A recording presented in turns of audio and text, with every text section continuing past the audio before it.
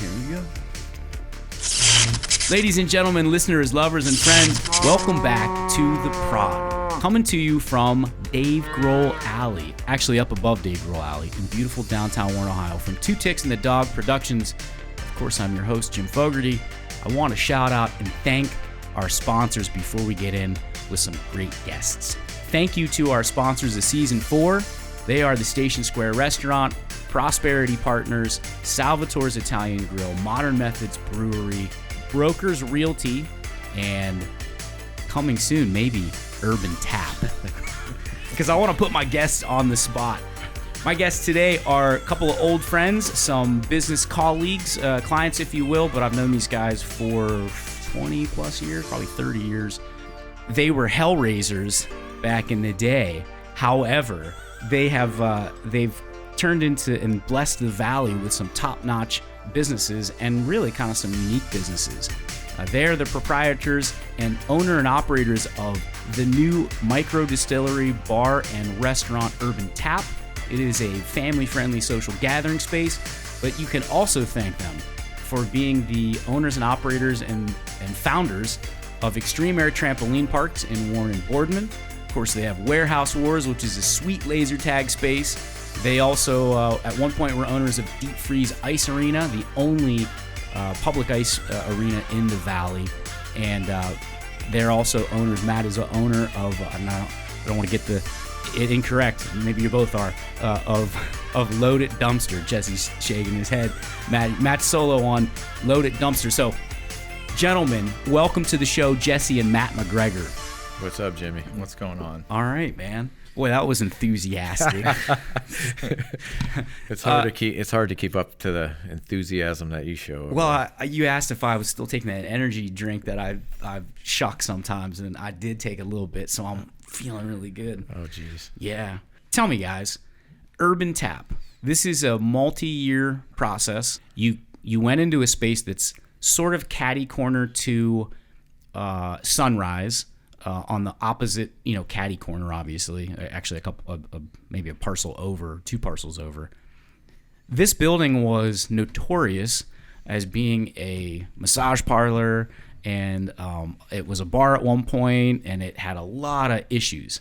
And I actually walked through this building. You both know, but I'm catching up the prodders just in case they don't know the story, and I'm sure they don't.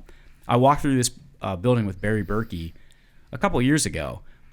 It was being sold by a lady I knew, and we thought, this would be cool maybe to have a bar, maybe a private club, or Barry's an artist, and so studio space, and we went through and I go, there's no way we're getting this place. It's way beyond our capabilities because it needed a lot of work. I mean, I think before we even opened the doors, maybe like $150,000 just to kind of get it going. Fast forward now, probably 2.5 years, 3 years. It's phenomenal. It's now right now currently one of the hottest, if not the hottest places in the greater Warren area for going to have a sandwich and a brew or a mixed drink with your boys or your girls or your kid or your family or whatnot, and you have a party space there. How did this all start? Kind of walk me through Urban Tap. Well, I got a call from Jimmy Masacci.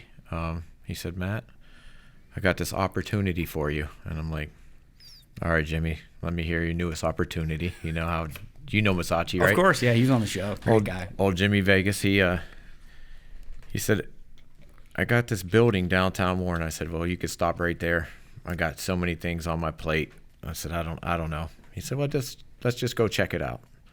So he drags me down there. Pitches me. I'm like, man, I don't know. There's a lot of work here. So, long story short, I get Jesse on board, and 3 years later, just like that, it's Well, that's a real fast forward of a story there. We walked in, and now all of a sudden, 3 years later, we're in operation. Yeah. What happened was we neither of us wanted to do it, with just the two of us. So I said, well, let's get Jesse on.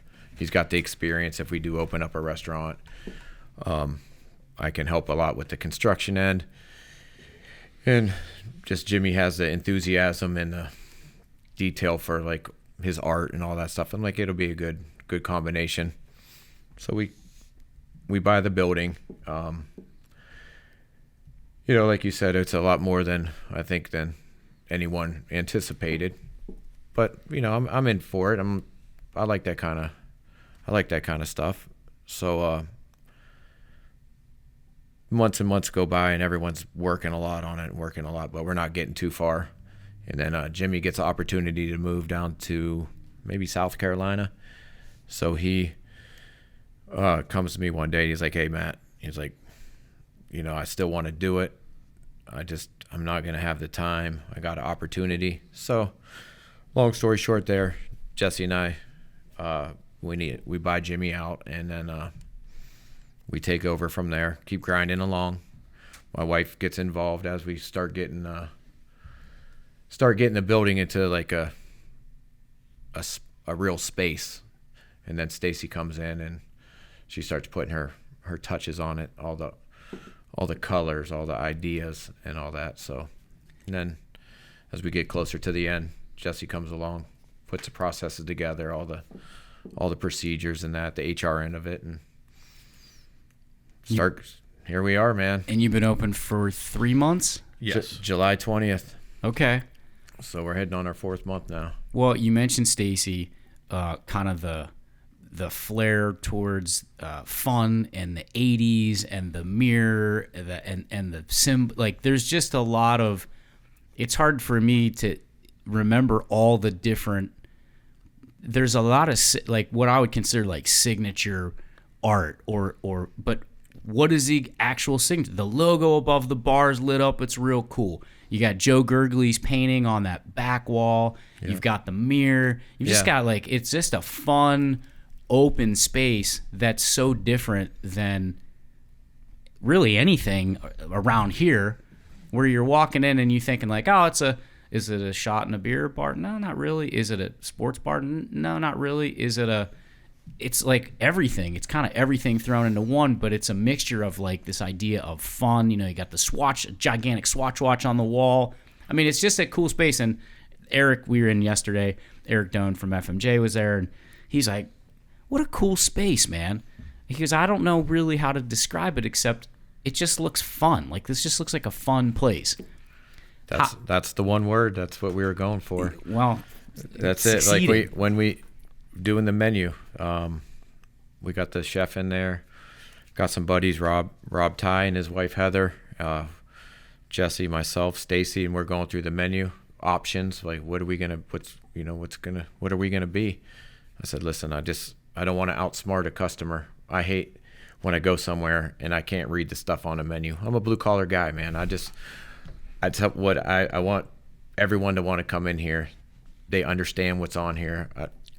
And that's where we started. Let's take the best food, the freshest food, make it fun, have the environment fun. The service is, our girls, they're smiling. Our guys, they're smiling. And that's our vision, have that gathering spot for the community. If it's before Harding baseball game or football game, or the JFK Eagles, shout them out. What's I guess, up? Jimmy. or if it's before the Robins or after the Robins, wherever, it's going to be the spot to go to. You're going to feel comfortable in there and enjoy a fresh meal. Yeah, it's really welcoming, and it's a full service bar and restaurant, and so it's not just what I would consider like, say, bar food, right? You've got I guess what you would traditionally think of. You got wings, you got burgers. We don't have wings. Oh, you don't have wings. Oh, I'm sorry. Okay, good. No wings. Jesse finally speaks. Right. He's waiting for me to fuck up so he could jump in. I did that on purpose just to get you involved. Okay, but you have burgers. You have Reubens.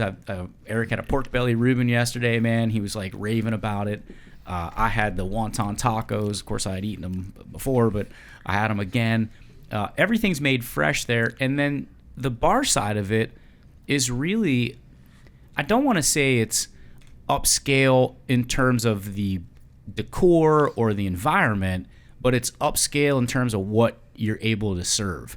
You got some high-end bourbons, you got some high-end tequilas, you got some craft brew, micro brew, local stuff. I mean, tell me about that selection process. That's you, Jesse. We have tried to set ourselves apart and get every type of bourbon and whiskey, tequila that people would want, stuff that they won't see anywhere else in this area at all. We have taken to the extent of driving all the way, hours away, to wholesalers elsewhere to be able to still stay in compliant with the rules, but to have liquors that nobody else in the area have.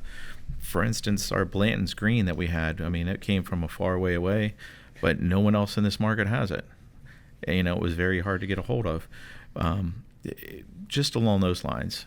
Our cocktail menu, we change it out monthly. We're in the process of changing it out again right now for the holidays. We update them, so you come with, I mean, they're really created by the bartenders, myself, my brother, and the bartenders there, and we change them out pretty quickly. You know, we had one for fall. We're doing a new one for more of a Thanksgiving, Christmas type menu, which will be out next week. And, you know, we want to be unique, and I don't want to say just different, but we want to have like stuff that nobody else has, that when you come in, you can be like, oh, wow, I love that. I've had gentlemen sitting at the bar that have driven down from Streetsboro because they heard we had one of the best bourbon selections around in the market.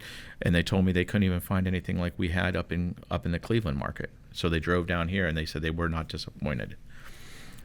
Well, you know, on top of that, it's not even, so, you know, you've got, for those who have an eclectic taste or a refined taste, but you also, yesterday, you know, Eric's like, I just want like I'm not into micro brews, I'm not into craft brews, like, and Mara was like, how about a Miller Lite? And he was like, oh, that's perfect. So you got both the best worlds. Absolutely. We have we also carry everything normal, like anything you would want that is considered. Coors Light's my favorite. That's my go-to drink. But of course we have Coors Light, Miller Lite, Yingling, you know, Dos Equis, all the basics that, you know, that's the comfort. Yeah. You know, a comfort area. For me, it's Coors Light. I go back to that almost every time I'm going to have a beer, even though we have it. Our food aspect that you had touched on earlier, like our food comes in, like our burgers are never frozen. Our chicken is not frozen. Everything comes in fresh. We bread our own chicken. We bread our own shrimp. I mean, we have our own dredges and everything, and we do it all there on a daily basis. So you're not getting anything that's been, you know, this isn't a frozen patty that's coming in that we're thawing out. Our meat is fresh, never frozen. Yeah. And we get it in twice a week to make sure it's like that. Lenten time or anytime, Station Square Seafood is delivered daily and always prepared fresh every time. And now to go with your salmon, swordfish, or any favorite dish, Station Square's small batch signature seasonings: lemon pepper, Cajun, or charcoal steak rub. Let Salvatore's Howland host your special event in their new banquet facility. Up to 150 guests will enjoy a metropolitan vibe, full-service bar, and customized menu. Call 330-609-7777 or visit salvatoreshowland.com. With that buzz of select Brazilian Dolce coffee beans, that brew Ipanema's seductively sweet beach coffee, they mingle a flawless measure of their crisp Darlene lager. Somehow, somewhere in a secret lab with modern methods, they blend the perfectly balanced, light, uplifting, gold medal winning brew known as the Percolator. Available at Modern Methods Tap Room or the new Darlene Lounge on Courthouse Square in downtown Warren. Well, it's delicious. I mean, that's the one thing I think I noticed immediately after the visuals, you know, kind of hit. And you know, went in a couple times just to kind of check the progress, how it was going. And then you guys finally opened, and I like things to kind of settle down a little bit. I wasn't one of the first people to kind of come. Matt was giving me shit about it. Like, oh, you haven't come in yet. But, you know, the first thing I noticed was, like, the food is, again, you have traditional things like a hamburger and fries, but then you can go all the way over and you have like a chicken parm dish, you have a shrimp dish, I really like the shrimp bruschetta. It's an appetizer. It's like fresh. It's, you know, you got some greens on it. And then what's the one thing? Is that big pasta dish? We shot it for the BLT pasta. The BLT pasta. You mentioned the word comfort, and that's immediately what I thought about. Yes. That meal is delicious. Even my 17-year-old, like, he was like, I'm not going to like that, Dad. As soon as I had him, I just taste it. he asked me to bring it home for him all the time. It's his favorite meal, and he's very picky on what he eats, but he was like, he thinks it's like the best thing we have on the menu. Yeah, it's the only thing I haven't got to yet. Oh, really? Yeah, I didn't eat it that day. That was someone else's. Because you can't get past the chicken tacos, the wontons. The wontons or the shrimp. Mozzarella stick. Yeah. No, the bruschetta. I mean, there's a lot of great stuff. Let's step off for the food for a minute, though. I want to kind of touch on how you guys renovated this dilapidated building, and I want to know the reason. Like, why Warren? You know, you've got a business in Niles, a business in Boardman. You've got a loaded dumpster. You guys are all over the place. You could have invested your funds anywhere, and you probably would have had an easier time if you would have went into a place that didn't need so much work. Why do that? Tell me a little bit about that process, maybe even like the exterior business grant and how. But how did that? What was the decision process of coming back to Warren? When Jesse went to Elm Road and then Turner, and I was at Elm Road still. We lived These are schools we're talking about now. Oh, yeah. These are Warren City schools. Yeah. Sorry that about that no longer exist. Right. Obviously. Right. So we were 3 blocks away from where Urban Tap is. That's where we live. Corner Scott and Vine. Now it's just a lot there now. But you know, I used to have a paper route. We used to take care of Washington and Porter and Seneca and High Street. So I used to deliver papers right there to the old Harley Davidson dealership. Oh, yeah. You know, you forget that, you know, it's just a lot now. Yeah. But so it's kind of a no-brainer. I mean, we love the city. You know, we're Raiders and Panthers by heart, you know, but just getting back down there, I was a little nervous about how things were going to be as far as, I won't call it politically, but just getting your permitting and stuff. It's been the exact opposite of what I would have any other place I've dealt with opening a business. From every inspector down there, they're doing what they can. They get down there as soon as possible. Eddie Colbert, you know, he's walking around here. I got this paper. Go file for this grant. Let us help you what we can. Like, they're doing what they can in Warren. But to take a step back as far as that goes, we kind of had the same idea that we did with the trampoline park. If you're on the front end, with the trampolines, you know, 10 years ago, no one even knew what a trampoline park was. We couldn't even get loans from the bank, Jim.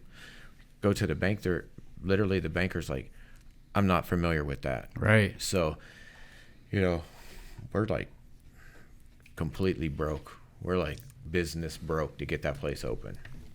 And Which year did that open up? We 07, 08, 09? 2013. 2013. I'm giving December, you guys more approximately time in December before. 4, 2013. So we're about to hit 10 full years. Okay. And but being, you know, no one knew what it was about and all that. So sure, it was hard to get the loans. Well, we didn't get any loans, but once we were open, you know, it was like the honeymoon period was great. You know, no complaints at all. And we kind of feel the same way. Warren is on the rebound. It's hit its bottom and it's on its way up, in our opinion. And you open up the second, third distillery in, you know, Northeast Ohio, things are gonna. You have a lot of upside, business wise, you know. Yeah. So that's kind of it. Well, what was the experience to? I mean, neither one of you guys had owned a restaurant or bar before. Like trampoline parks, both of them, the Niles and the Boardman location are successful. You got this loaded dumpster thing happening. You know, you got a lot of irons in the fire. I know you guys have rentals and that kind of stuff. Like, this is a tough business. I come from a family of restaurateurs, you know, and when my grandfather passed away and it was an opportunity for my dad to take over, he was like, no, I'm good. Because it's a lot of long hours. You got, you know, cash at the till. You got to keep your eyes on people, and it's not for the faint of heart. What made you decide or think you had the opportunity and the experience to open up a place like this? Well, I mean, both of us cooked and worked and served in restaurants for years. Okay, that's, you know, throughout college. At one point in time, I had actually lost my job, a nice paying job, and came back to the area and went back to waiting tables and bartending at Alberini's, the original Alberini's out there, while I was finishing up school and then grad school. And I mean, so we both, Matt cooked at Outback for years and served and bartended there. That's almost it for me, though. all the experiences, Jesse. Don't let them fool you. But I mean, and I was a manager. I mean, I opened national chains throughout the Chicagoland area with Applebee's and then Red Robin before moving over to the hotel aspect. And I mean, it was, I have a lot of experience in the hospitality industry. So not that I was looking forward to, doing all this again, the 70-hour week work weeks right now, but it will, once we get everything, I'm hoping, and I do believe that once we get everything up and running properly, just like with our trampoline parks and that, they're up and running, and then it's less and less work for me as I get better employees in place and that, where I only need to be there 10, 15 hours a week at each place. We can get that to that point here for us down the road, that it won't be as bad.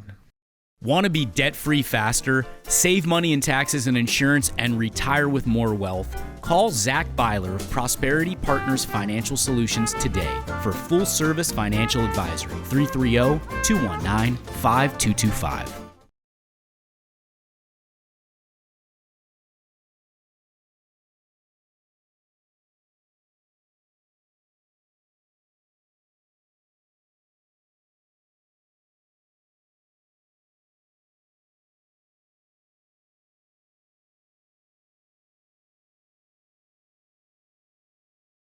Well, tell me about your education too. You have an undergrad from YSU, and all my degrees are from Youngstown State. Yeah.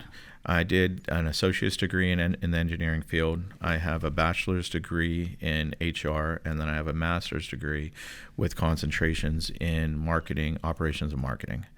And then a couple certifications along the way that YSU actually, a green initiative that they allowed me to get in an ERP certification. Wow.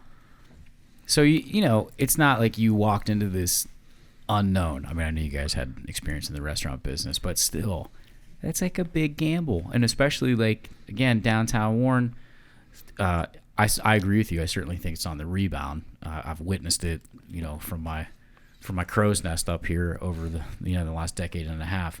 But it also has some challenges too. We're traditionally a poorer city. I mean, if the median income is low, we're not a very sometimes we get a bad rap perception-wise in terms of, is it safe and that kind of stuff.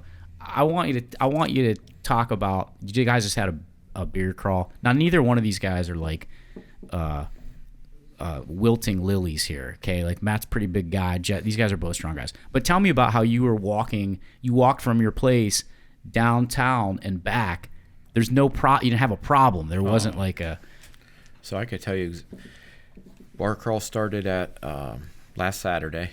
It was a Halloween-themed bar crawl. We Urban Tap and 6 other businesses. We all chipped in on 2 party buses, and they had some kind of route. I'm not even sure. They told me, but I was working, so I didn't know. So anyways, about 11:15, it seemed like the girls behind the bar, they kick ass. They had it under control. I'm like, Stacy and I are going to see what this is all about. So we jump on the bus, takes us down to the underground, go down there, see Brandon down there. Everything's going great. And we come back up, let's hit the next spot. Well, we end up just walking over to Modern Methods, hang out there. I like that you got that plug in there. I appreciate that. Hey, man. Adam's awesome. Yeah. So everything's, we're right downtown Warren. I mean, there's nothing going on. There's some other stragglers like us walking around down there. And so we come back out. We're going to catch the bus, but we're not sure where we're supposed to catch the shuttle. So we're like, man, I want to make it over to Bushwicks. Jerry, he's the one who came up with this idea. It's a great idea. It's drove so many people downtown to let them know downtown Warren is awesome. Yeah. So we literally walk up past the police department, up past the Tribune, and go over to Bushwicks. Well, then we stay there a little too long, and So we walk down past Burger King down Elm Road and back to Urban Tap, man. Not even a hint of problems. Mm-hmm. There's people walking. Everyone got stuck at the end probably. Like, oh shit, I should have got on the bus and got dropped off where I want. But hopefully they were all hanging out at Urban Tap the whole time, and they all had to walk back. So not even a bit of problem, Jim. I mean, I love it down here. No complaints whatsoever. If you could describe it in 25 words or less individually, what's the vibe of Urban Tap? What's the feel of it? It's a family-friendly atmosphere. That's basically describes it. We get, we don't get a lot of the families late at night, but even I have parents dropping their kids off that I know the kids that are friends with my son. They drop their kids off to come and have dinner and then pick them back up because they don't even have their license yet because the kids want to come to Urban Tap and eat. It's nice. We even last Friday night, we had a group of, I think, nine of the Howland students that are also friends with my son call and say, is it okay if we come there? Absolutely. They left the Niles football game when it was over and came to Urban Tap to eat. It's a very friendly atmosphere that there is no excuse not to come down. We don't have issues. Now we do close a little bit earlier than the normal bar because we're not a bar. We have a bar there, but we are not a bar. We're a restaurant. Yep. And that's where our bar is very nice and we have a great selection. But we want to be that casual hangout place for everyone. But we're also, by midnight, we're closing down and everyone's headed home. That's a good description of it. How about you, Matt? The vibe, man, the feel. Welcoming. It's welcoming. It's open air. We mentioned a lot of stuff about it, but we didn't mention that we have them 2 garage doors. They're 12 foot wide. So you're looking from one end of the place to the outside of the patio. So, it's just community, man. It really is. Like, it's just, you come in, it's almost like a Cheers in there because you're like, oh, everyone's like, hey, what's up? Yeah, now right? we're getting such return customers, and it's growing maybe a little faster than we planned on it. Not faster than we hoped, but faster than we planned, and it's all from the return customers, man. We're blessed, man. We really are. Well, and you're not done yet, right? So you mentioned the outside patio, but you're doing some work on the side patio. Yeah. Tell me what that space is going to look like, hopefully, listeners obviously, they probably won't be there until spring of 2024 or summer, but I stopped by yesterday to eat and meet a rep from 21, and I look over and there's Matt like on a backhoe, or is that what it was? Yeah. Backhoe's on, and he's digging, and I'm like, what's this guy doing, man? Like, you guys are real hands-on in the renovation and what you're doing, but what's the plan for that space? So, it's a pretty cool spot. Having the dumpster business, I got an opportunity to repurpose some barnstone when somebody was tearing their house down. So I called Jesse. I said, hey, they got this barnstone. I said, I think we can do something with it. So we buy a couple of dumpsters full of barnstone. We just dump them out there. I'm like, it's going to work. Just trust me. We're going to figure it out. And then I get a call from Doug Meyer over at Rust Belt Rebirth. He goes, I think I got something that you want. And I go, what's that, Doug? And he goes, do you know where the cemetery is down here on 169? I think it's Oakwood or... Yeah. And he goes, they're getting rid of all of their wrought iron fence. They're redoing it. And he goes, I know you got the dumpster. He goes, they took like 10 pieces down. And that night, someone came and stole them. So they can't just take them down and set them because somebody, whatever, inside job, who knows. Point is they want to get rid of all this. I said, all right, well, let's do something. So anyways, we get an opportunity. We buy like 400 linear feet. So we got the front of it up right now. So we repurposed this sweet 100-some-year-old wrought iron fence, and it's going to run down the side of we're gonna box that all the way in.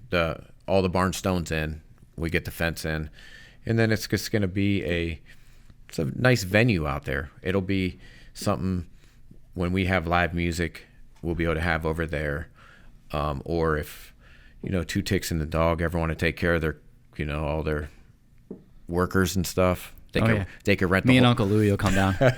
you can rent the whole space out and that kind of stuff. So that's awesome. Yeah, we have a shipping container bar being built right now. It's portable. So in the springtime, we'll sit it in there. Girls will be in there serving drinks out of it, and through the summer, and we'll move it out. That's real cool. These are all things that have never really happened in Warren. I mean, the shipping container bar and the outside. You had talked about maybe a band will play on top of a shipping container while the girls are serving drinks underneath, and you've already started off right with live music. You've had Damien Knapp a couple times, and he's playing, and different people. Now tell me about the space behind it, because everyone's asking, what's up with that building behind their space? Our current goal. You guys can arm wrestle, so you want to talk first. So that space will be, for sure, is where our distillery is going, our micro distillery. We will, as one project gets completed, we move on to the next. And once the side venue is done, that'll be what'll be focused on getting the distillery up and running over there. We also have goals for possibly a small banquet area within the building itself, depending on how much room, depending on the size of our stills, the amount that we're distilling, because some of the things such as bourbon, obviously we'll have to sit for a minimum of 2 years, some 3 years, some even longer, to get a better quality. But also, we're going to be doing rum and vodka, and those don't have to sit as long. Vodka obviously can be used right away, and then the rum, 90 days. Some of the whiskey only 90 days. So it'll all depend on our production over there of what we're going to use the rest of the space for. Matt and Stacy have a bunch of ideas. I'm open for everything and anything, but I know that is where our distillery will be going. And it's plenty large enough for us to do what we want to do there, and with still room to grow if the liquor takes off really well. And that could be a space too where you say, like, you could have like a small tour group come in and look at the, this is how people make booze. Yeah. The Trumbull County Tourism Bureau actually already came to us about that at one time. Once it's up and running, they had offered about running advertisements for us outside of the county to try to bring more people in there for it, which I love that idea when she was saying that. What, you guys personally, what's your favorite things on the menu, and what's your favorite? Obviously, we already know you're a Bud Light or Coors Light guy. What's your favorite drink? What's the highest seller in terms of of a drink, and what's your favorite thing on the menu to eat? So our drinks change monthly, like we said, but we've had some consistent ones. Like we have a Born to Run rum drink. It's like 3 different rums and some juices. It's very, very popular. I mean, we sell a lot of our old fashions, and we switch them out. Like we have a new one going on this week that's actually done with the chocolate bitters. It gives it it's unbelievably good. Cool, yeah. And just being different. And everyone that comes in, we run all our old fashions with Buffalo Trace bourbon. So we're using, we're not putting quality. We're doing a quality drink. You're not getting, I'm not putting down any liquors, but you're not getting the lower $6 bottle of liquor made to make the drink. We're making it with good quality, high quality bourbon. stuff. Correct. And then food wise, I mean, the Urban Burger, you can't go wrong. That's our #1 seller By far. Yeah. Oh, really? Oh, yeah. And I love it. I mean, it's delicious. I've probably been told 20 times it's the best burger that they've ever had by different people, by 20 different people. That's real. Yeah, it's pretty damn good. You wouldn't. It's good reheated too, because I took one home to my son last week. Yeah, and then he ate half of it, and then it's that I stole it from him. It's that jam. It's the jam on there. They, the chef, they bake the bacon, and then on sheet trays, let it cool. They saute off the jam part of it, cut it up. I mean, it's made 3 times a week, Jim. I mean, they don't make enough for 2 weeks. They make enough so that the stuff is fresh all the time. Yeah. We use a Knob Creek smoked maple bourbon. Easy. Oh. Easy. So it's even the liquors we're using in our in our Your dishes, items yeah. are top quality. You know, it's not a $2 rum. It's a, you know, $40 bottle that we use to incorporate. You want to have good food, you have to, you know, put the money in towards it. But I mean, and your food's not outrageously priced either. That's another comment that I've got a lot of times. Like, I'm like, what do you guys think? Like, oh, it's really good. I've never had anyone say, it's a little pricey, or it's, you know. We don't really get that complaints. Like the people that come from the hospital, and a couple of doctors that were in there the one day, they're like, your stuff is very reasonably priced for what you get. Yeah. And I say, yeah, I mean, back to everything being fresh. Even our French fries, we cut our French fries daily. Yeah, fries are good. 6-7 buckets a day, 5-gallon buckets of fries, sometimes more than that. Yeah, sometimes. But you're not getting a frozen French fry that came in. We're getting in potatoes and we're cutting them and then we're cooking them off for the customer. So I had no idea. I didn't realize there was such an art to doing fries. Like, you cut them, you put them in as cold of water as you can. Then you sit them in a refrigerated area, and then you rotate that 5-gallon bucket through, and then you empty the water, take them over to the fryer, and then you blanch them off for 3 minutes and 20 seconds. You put them in the holder, and then you cook them for the exact 3.5 or 4 minutes after that, and that is how the chef wants them done. He wants them done like that every time, so everyone gets the same French fries. Consistency, yeah. And I wouldn't have thought it was that big of a deal, but when I hear the customer, I know that it matters, because they're saying, how do you make your fries like this? And I said, I had no idea. I'm just telling them the honest truth. I didn't know that you had to do so many steps to make a fry taste that perfect. I got a ton of fries yesterday with my wonton tacos, and I ate every single one of them.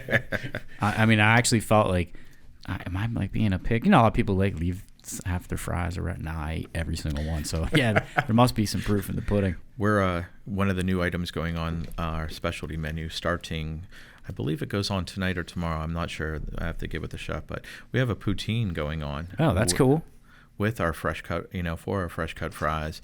We're making the gravy from scratch. We're working on it today. And traditional poutines are delicious. We have fresh cheese curd coming in today, and I'm hoping it will be on the menu for this evening starting. But we're going to have it as a special, basically for this month. Nice. That's going to stay on for the whole month. But just something different. I've never seen a poutine served in this area. I could be wrong.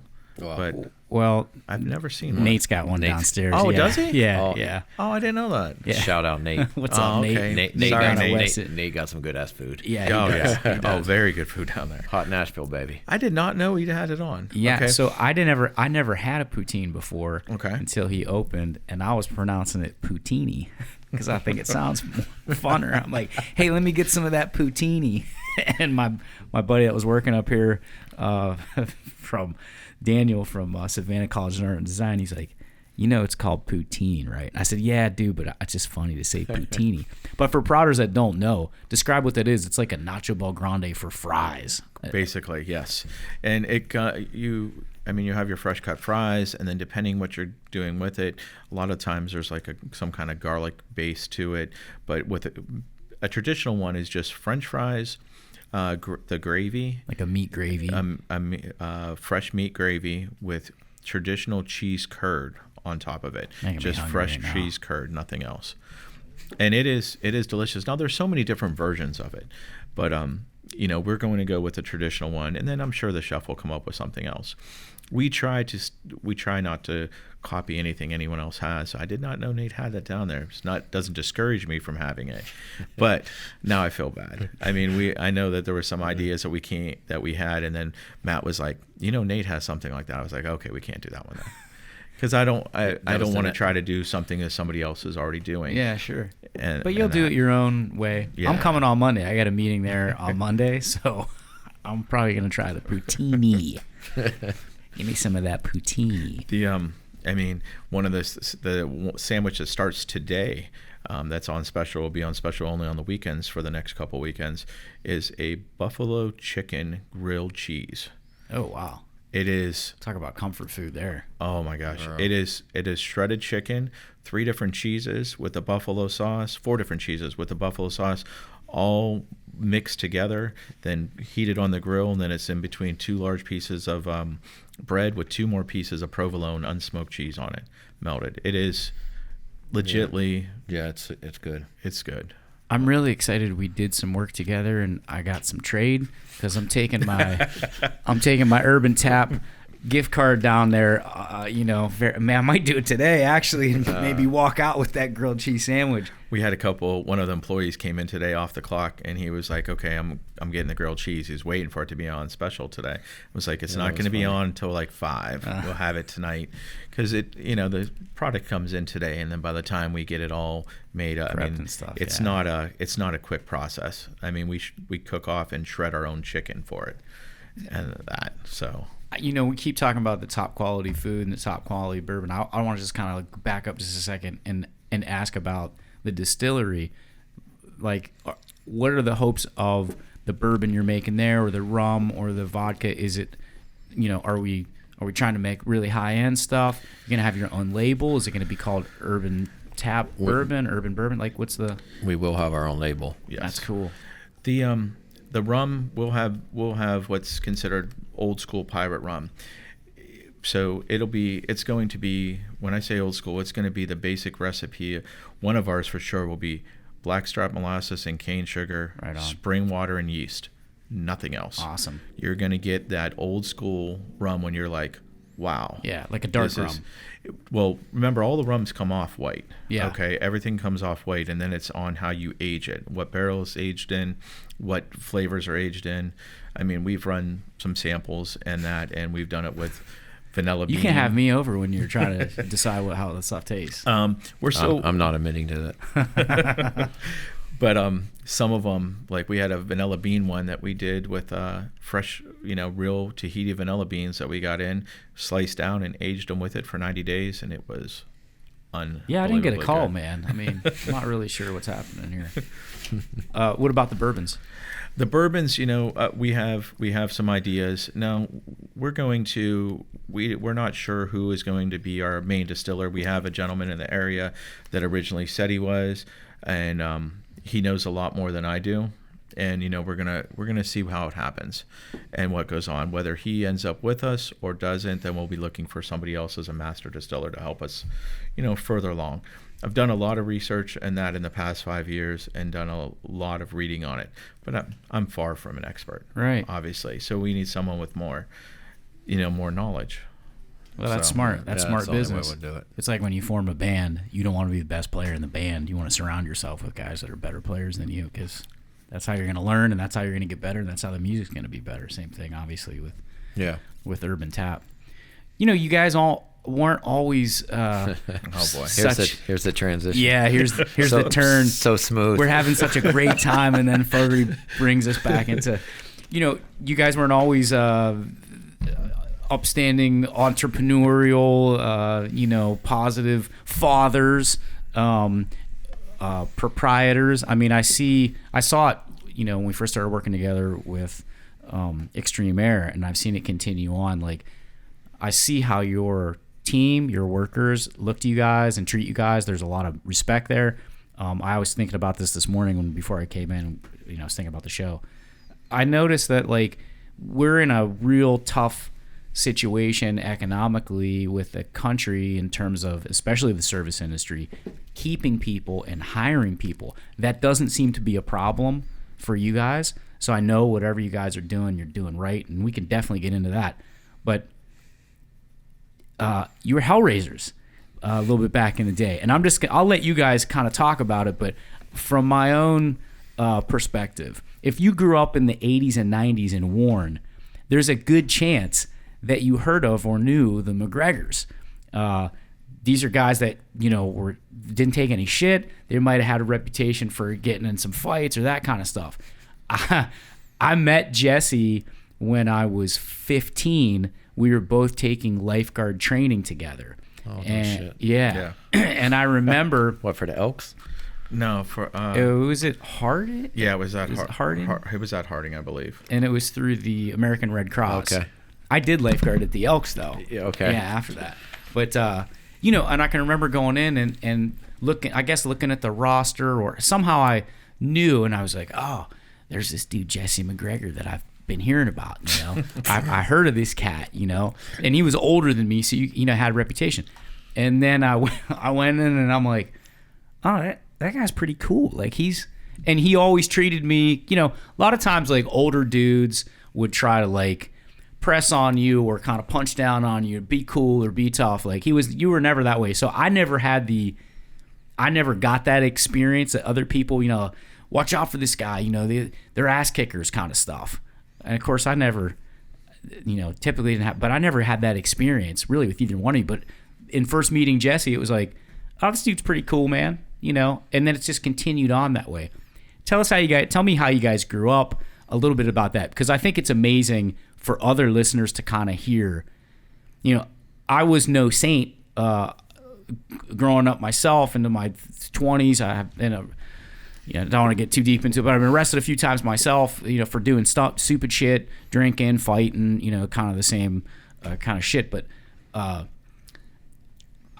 obviously I didn't, go that route and turn that route. I had, a great conversation with my grandfather. I was kind of attributed to. He's like, what are you doing? I was 20. The last time I got arrested, I was 25 years old, and I had this business, and he's like, you got to decide what you want to be, in your life. You're going to hang with the crew that's going to be doing this kind of shit, or you got a lot of potential and talent. Obviously you guys did too.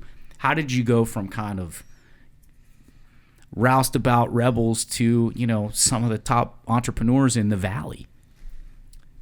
Feel free, whoever jumps in on that motherfucker. Incriminate yourself at your own risk, mind you. I don't want to, right? But talk about how you guys grew up. I was going to say, if we're talking about how I turned around, is I met Stacy. That was it. I mean, to be honest. How long you guys been married? We just celebrated 20 years. Nice. That's right. You went to Pittsburgh. Yeah, and we're going to go on a cruise on Sunday, so by the time this thing airs, I'll be back from my cruise. Yeah. Celebrating 20 years. We grew up, and mom and dad worked all the time. So they do their best to raise you, but you're, kind of raising yourself, trying to figure out what seems when you're 14, 15, 16, what some other kid that's on the streets telling you is the right thing to do. You just assume that's the right thing to do because you look up to some knucklehead, and I'm looking up to Jesse. He's getting in a scuffle or two, always Captain Save-A-Ho. He always wants to save one of somebody or some business that wasn't his back then, and help somebody out, but really he's the one who always ends up getting in trouble. But it just seemed like it's your older brother. It's what it seems like is the right thing to do. You go grow up, you get on your own, you're still trying to figure it out, make money however you can make some money, and you think that's the way you're supposed to do it, because that's, you got to remember in 1992 you weren't just graduating and just getting a job. Like you're trying to get some job to move to some other job to get to some other job. Right. So you might take a shortcut here and there, and it never pays off. Your mom was pretty young when she had you guys. Oh yeah. Yeah. 16. Yeah. So I mean, if you think about that, she's a kid herself. I think Jesse told me the story. He was like, you got to think about it. My mom, I was in kindergarten. My mom wasn't yet even old enough to legally drink a beer, and or maybe you told me that. I told you that. Okay. Yeah, when Jesse's hitting kindergarten, yeah. She's 16, so she's hitting 21 when he's starting kindergarten out in Middle Ridge. Yeah. So how was that, growing up in Warren, and how did you get, again, without whatever details you're comfortable with, but you guys got into some trouble. You guys had a reputation. How did that kind of start? You're the older brother. Matt can blame you for following in his footsteps. Yeah. But you're blazing the trail. Doing stupid things that kids do, like Matt said. It was basically things that you look back and you're like, why did you even do that? But it doesn't change the fact that, what we did or how I acted when I was younger. But it's it also made me who I am.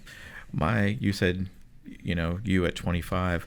My reality check was 23 years old on my birthday, on my 23rd birthday, getting really drunk with my brother and a bunch of my friends, and we get in a fight at a house party, and the next thing you know, I'm in super big trouble. And that was your birthday? 23rd birthday. Yeah. And it was 23rd birthday. We left the bar, went back to the house, and with me and Matt and a couple of our other close friends, and next thing you know, we end up in a fight, and I was like, okay. And that was a reality check for me. I was like, shortly after that, I left the area. And for me, it was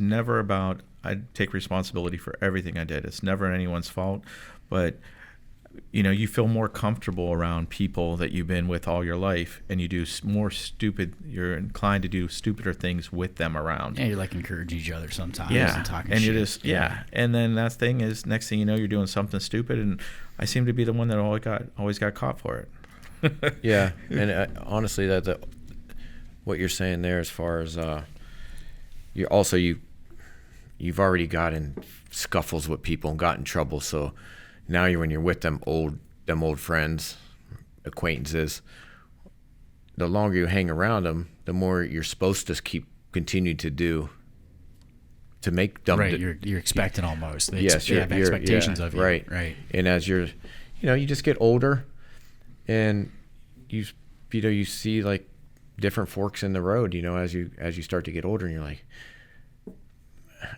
I can, an old friend of mine, I can remember we both got in trouble at the same time. And he was like, yeah, man, I'm done getting in trouble. And I'm like, yeah, me too, man. I said, I got a little one on the way maybe, or I don't know. I was just married. And so I go over his house the next weekend, and he's like got ideas to do more dumb shit. And I remember I said I was sick or whatever. I went home. I haven't really hung out with that dude ever again after that, because I was, it was like a real fork. Once you have a family, you're like, what the heck am I thinking, man? Like, you can say fuck, it's okay. Oh, okay. What the fuck am I thinking? Like, my mom would be like, why did you encourage him to say that?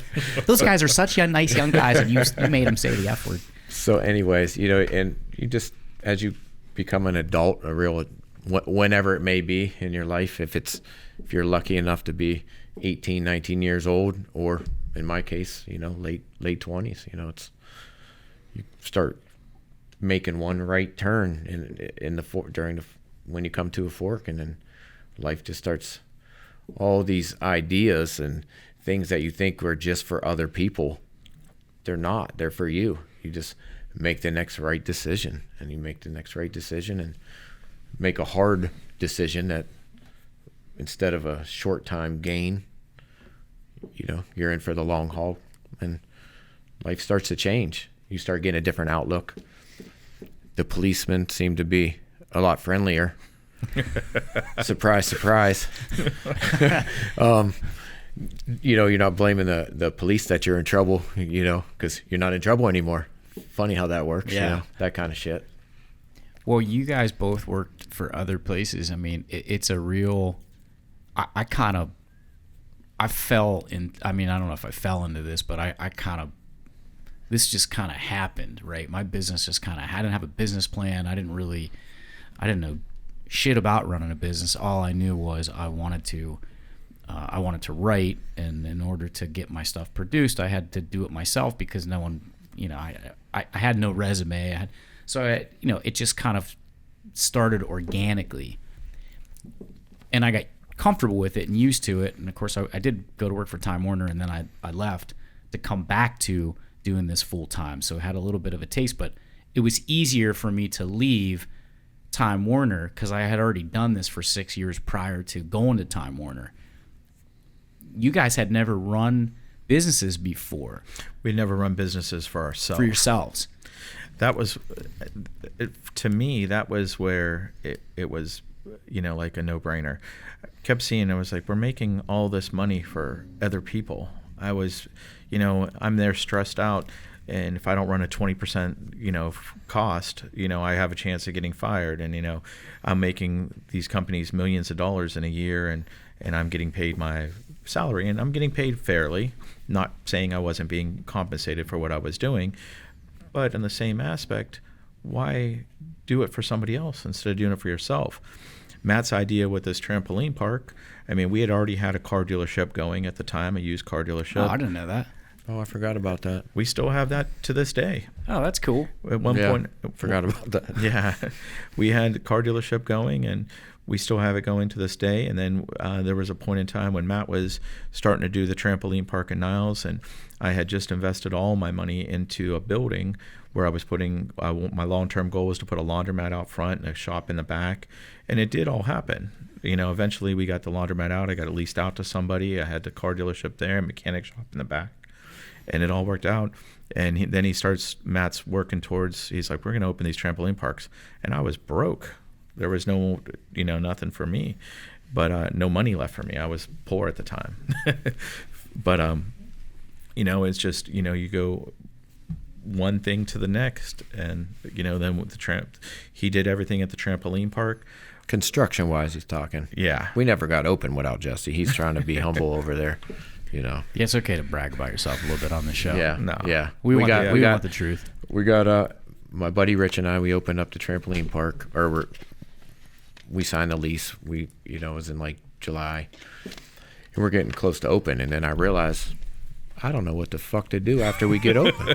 Like I can't do this. Like, you could teach me how to do it, and then I'll be fine. So I'm like, Jess, do you want to come over here and act? He's like, well, I'll help you out. And I'm like, no. Like, do you want to take a salary? Although I hear now he only works 15 hours a week. We got to talk about that salary again. But anyway, so he came on, to be honest, saved the day. If I bring Rich on this show, he'll tell you the same thing. It's like, that's his thing. He'd been screwed over, just from a brother watching. I watch him open up. I could name a few of the restaurants, mom and pop spots around here that just straight fucked him over. Get him in there, give him a salary, get the whole place open, get it up and running. Well, guess who's leaving first? The guy making the money. And then he go to the next place. And then he had a couple times where, 2 different times where we were gonna buy a place. One time we had a handshake deal. The guy upped the price. I said to Jesse, I go, well, what do you think, man? This is before Extreme Air. I said, what do you think, man? I will, put my life savings into this, and we'll do it. I believe in it. Get a second handshake deal. The guy decides he wants like another 100,000. It's like, so, and then lesson learned, get it on paper. Yeah, well, lesson learned. Or maybe the guy wasn't. Yeah, exactly. So, I knew that, you watch what these people do, and you're like, oh yeah, I guess it's business, but I was pretty confident. So then there we are.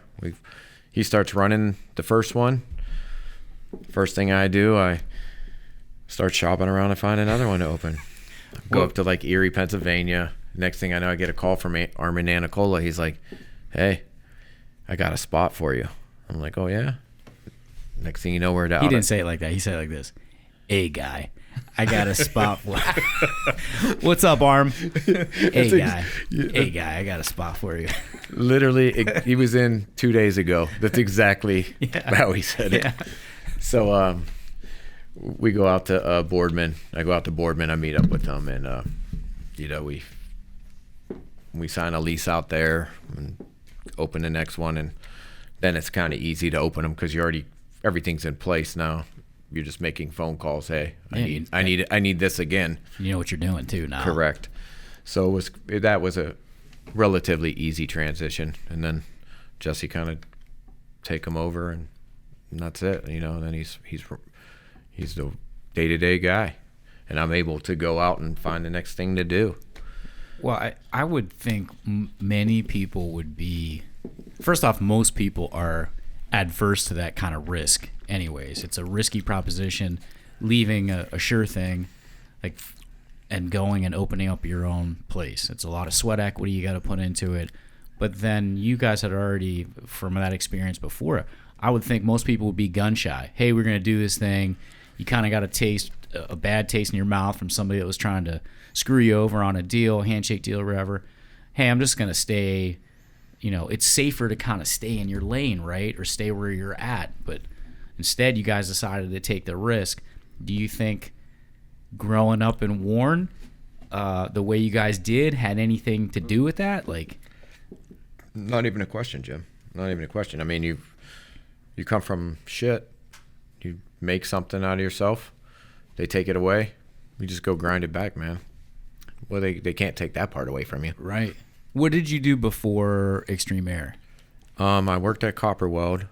I worked at a bunch of restaurants. I had like 20-some jobs. And then a wealth of experience. Yeah, a whole bunch of nothing. And my buddy calls me, gets me in at Copper Weld. So I'm there for like a year and a half or whatever. They shut down. We must have just missed each other there. What year were you there? Were you there when they were closing? I was there right before, like a summer before they closed, or 2 summers before they closed. What department did you work in? All over. I was in the melt shop for the majority of it, but I worked masonry. I worked, summer. It was summer, summer stuff. They bounced you around. I started as a white hat, and everybody hated you. And I was taking a time study, and then the next year, that was in the melt shop, and then the next year I went back and I told the lady that hired me, Terry Gilbert. Yep, put me in the labor pool. I go, don't put me in the white hat again, because I don't like people not liking me for no reason. Yeah. And there's a lot of that at the steel mill. Oh yeah. But then so after Copperwell though, where did you go? Well, when they closed down, I qualified for 2 programs. One was a TRA program, Trade Readjustment Act, and then a WIA, which it used to be right here on Courthouse Square, where you went down to, and they put these programs together. Like, if you wanted to, be a semi truck driver, or they're vocational programs. Mm-hmm. And so Pat Regnery, Uncle Pat, he had like 35 years in at Ohio Edison at the time. And I stopped at his house and I said, hey, can you get me in at Ohio Edison? He goes, I can't.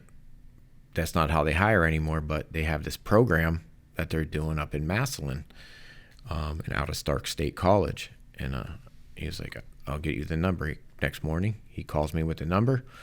I call the lady, and I'm like, but it's not a program that's in with the TRA and the Trade Readjustment Act. So I get my buddy, Rich, and we're driving back and forth. We get the allocation for the program to count. They paid for our whole program, 2001, 2002. The whole program gave us unemployment for a full year and paid us gas mileage to drive back and forth to Massillon. And it's like, this is the only opportunity we have. The valley's kind of shit in the bed right then. Everything's finished, and all these mills are closing up. And at first, my buddy was like, I can't afford that. I got kids. I'm like, how can you not afford it? Like, we're gonna, just be broke. And since he didn't have nothing else going on, we did it, and we got a job at First Energy, and then I was there for 11 years, 2 years in school, and then 11 years. Oh, wow. Yeah. So my son and I used to watch this dodgeball tournament every Saturday. He was just little, like 6 years old. He'd come in and lay in my bed, and we'd watch this dodgeball on the trampolines. And it was Sky Zone. It was to be a commercial at the end, have your birthday party here. Well, he's playing football. He wants all his buddies to go. So we pack up 15 kids, something like that. I think it was more than that. It was 5 cars of us. 5 carloads of us.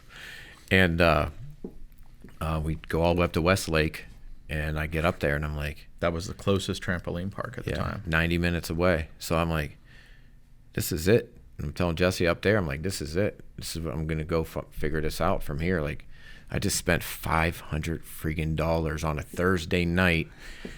They gave us 2 pizzas, some socks and a T-shirt for my son to come back, and a coupon to come back for 1 free hour of jump. And I was like, literally, once you get this up, it makes sense. So I came back home, man, and I was like, I'm gonna find it. I'm gonna figure it out. And I stumbled upon a spot out at the mall. I was all over the place. Do you remember the old YMCA up on past the mall? Yeah. On 422 Youngstown Road, the top of the hill. Yeah. We thought for sure we were gonna go there. Then we were over here at the old Tops on Elm Road. Oh yeah. Just trying to find the right space, and I forget how I stumbled upon the building we're in, but yeah, that's it. Yeah, well, it's a good location, right, in the Eastwood Mall complex where there's a lot of stuff happening. It's perfect for what we have. Yeah, and even more so now. There's even more stuff that's coming in now, so it probably is even a better location. Yeah, Bass Pro Shop ain't hurting anyone. Yeah, and then you guys went from having the shop and not the shop, but the store in Niles to go to Boardman, and then you added on. Because I can remember getting the call, and you're like, "Hey, we got to do another commercial." And I think I said, "What? We're doing another trampoline park." And I think I said, "Well, we'll just re-edit to save you some money. We'll just re-edit the footage that we shot for the first commercial for Extreme Air." And you were like, "No. We got a rock wall, and we got this thing, and we got that thing." And then a year later, it was like, or maybe 2 years later, 2 years. It was like, "Hey, we just put this laser tag thing in. We got to do another commercial." And I went out there, and I was like, and I had been to a few laser tags in the past, like there was a place up in Toledo. I went to BG. There was a place called Qzar our buddy used to work at. We went there, and other places. But I think there was one place on 422 Jester's Court or something. I remember that place. Across from Putt Putt. Yeah. And it was kind of cool. But then when I walked into your guys' place, Warehouse Wars, I was like, wow, this is really neat, man. And of course, we had some fun doing that. But it's not like you just took the formula and duplicated it. You took the formula and then added on to it. You added all this other extra stuff. And then you had Deep Freeze next door. And recently, a couple years ago, 2 years ago, 3 years ago. What's that? Sold it to Black Bear. Oh, yeah, last year. Yeah, last summer. About 18 months ago, yeah. Yeah. Ask Jesse how fun it was to own a ice arena. You want to talk for the next hour? Well, since it's in the past, we'll leave it there. But I remember having conversations with you guys about the Zamboni and the Freon and the pipes, and it was just a lot of upkeep. Yeah, not even that kind of, but just like this guy would have to be. I'm like, what are you doing? He goes, I'm on my way back out there. The Zamboni broke. We have to put a new Volkswagen engine. We got to put on the ice. They're putting a new Volkswagen engine in the Zamboni. And I'm like, yeah, man, I got stuff to do. I got to be up early tomorrow. It was definitely interesting learning the ice arena, but it was, I thought it was, in the end, I was like, okay, it's great. It took us about 2 years to turn the business around and actually make money from it, which they had been losing money for years. And for us to be able to become profitable after 2 years was very nice. But it was a lot of work. So far, that has definitely been the hardest. I mean, we physically were doing all the stuff ourselves, same as what we're doing at the restaurant now, just different. A couple of the employees out there, they ended up learning to work on a Zamboni with me. I didn't know how to work on a Zamboni. Videos, YouTube videos, and car knowledge allowed me, luckily have keys or have the ability and the tools and, one thing to the next. And then everything from Freon systems. That's and, it. I went to schooling in Florida for a week just to get an overview of a whole Freon system. Just to get the certificate. Yeah, to be able to work on it. To have some basic knowledge, of what I was doing. But just to lose at least $8,000 every time. The ice is a little bit wet over here. That's a sign that you're losing Freon. By the time you get the people in from Detroit, the closest, $4,000 to show up, $4,000 worth of Freon. Yeah. See you 5 hours later, $8,000 gone. It was stressful. Yeah. To say the least. I'm getting anxiety listening to it. Oh, yes. I had anxiety all the time from it.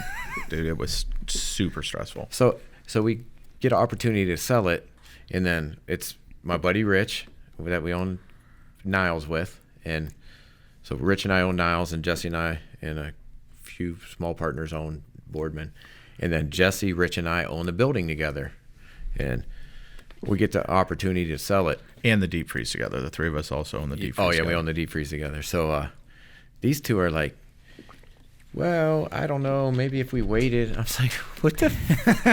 Am I the only person here that doesn't sleep at night? Am I the only sane person? Yeah. What are you guys talking about? And then they're like, sit for about 20 seconds, and they're like, yeah, it doesn't matter. We're getting rid of this thing, and it all worked out now. But well, it's one thing to own a business and start a business and be successful. It's something totally different to sell it. And so now you've got experience on multiple ends, opening multiple businesses and selling it to, from my understanding, I don't know, correct me if I'm wrong, that Black Bear they're like a nationally known, they own a bunch of, tell me, not that I want to promote them, I'm just kind of curious. We were like number 30.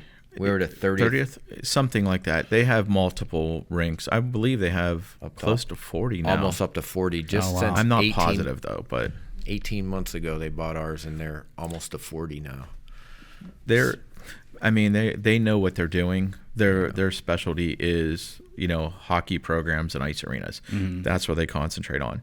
And being a big company, but the owner came right in and dealt with us directly. Murray, he was a real nice guy.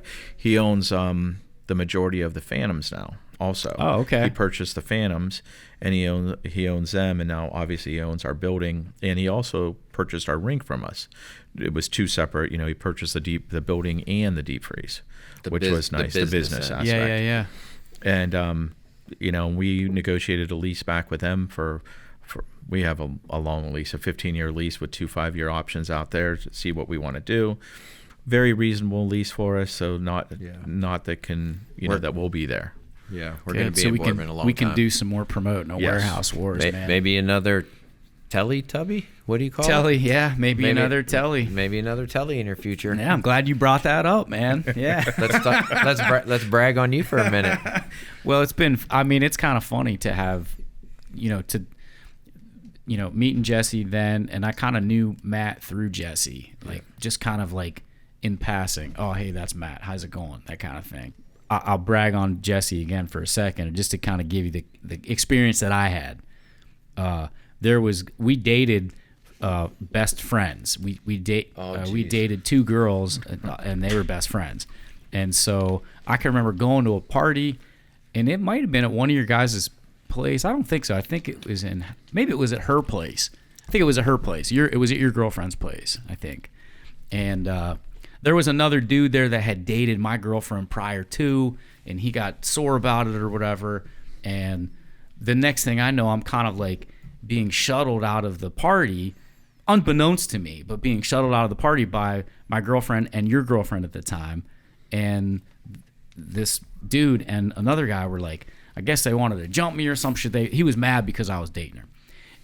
Fast forward, there's a lot of shit talking going on, and this guy's like, oh, I'm kicking your boyfriend's ass. He's telling my girlfriend this at the time. I'm like, I don't even know this fucking guy. Like, why does he want to kick my ass? I don't know. He doesn't like you. You go to Kennedy, you this, that, and the other. I'm like, all right, man. Like, I don't know this dude, but whatever. I guess I'm gonna have to get it on with him. So I know I'm gonna run into him at some point. So we go to, when you could still go to a movie rental place. Do you remember this? I remember pieces of it. Yeah. we go to I think it was Hollywood Video or Blockbuster at the time, and I walk in and I see Jesse and his girlfriend, and I'm with my girlfriend, and I'm like, we're like, hey, what's up? How's it going? Blah blah blah blah blah, and Jesse's like friends with this dude, like better friends with him than you and I are like friendly acquaintances, but we're not like hanging out, that kind of thing. And so I'm like, and you and your girl were acting kind of weird. I'm like, what's going on? So I look over and I see this dude's like on the other side of the building. And I'm like, oh man, like, is this guy like, is he gonna want to fight me in the thing? And I don't like conflict, nor do I like fighting, but I want to get it over with like immediately, so I don't have to be looking over my shoulder. I don't want conflict in my. So I just walk up to this dude and I'm like, hey, do you remember me? He's like, no. And I said, told him who I was, and he was like, oh, okay. And I said, like, you want to fight me or something? Because I don't, I don't know you, but I'll fight you, and we could do it in here, or we could do it in the parking lot, or I'll give you the address to my house. You can come back to my house, and we could get it over with, because I don't want to have this looming over me. Now, the whole time, Jesse and I have always been cool, but, I don't know. I'm like, is this guy going to, like, get in the mix? And now, I was fairly certain I could handle this dude myself, with 2 guys. Like, I don't think so, okay? And Jesse was just like, cool as a cucumber, and me and this guy squashed, whatever we had to squash. Nothing ever came of it, which was cool. And I just remember Jesse, we're leaving. He's like, all right, man, see you again soon, And it was just a cool experience, because you could have picked, that. You were friends with them. They could have picked that. I can't dude. wait till after the podcast so I can find out Who it was. Yes. Yeah, I know who the girls are. Yeah. I can figure that part out, but to find out who the guy was. Well, that was always my. Sounded like you were kind of mean, by the way. Me? Yeah, you were like, well, we can do good at here, and we can get. Well, I just wanted to let him know, like, I didn't have, I didn't want to. I told him, I said, I don't want to. I don't even know you. Right. But if it's gonna happen, let's just get it over with. Let's get it over with. I forget the point of bringing that story up, other than to kind of say Jesse was always cool to me. Yeah. But I did have a point to why we were talking about that. We didn't know. You said you didn't know us all that well. Oh, I didn't know you. Yeah, there you go. I didn't know you guys all that well. And then when I got a call, I think from Matt, I don't remember Jesse kept, like you said, we might have knew each other in passing, and he was like, Jim. He kept saying, Jim, and I kept saying, I don't know Jim. Honestly, I don't know him. I know the name. I know he owns 2 ticks and the dog.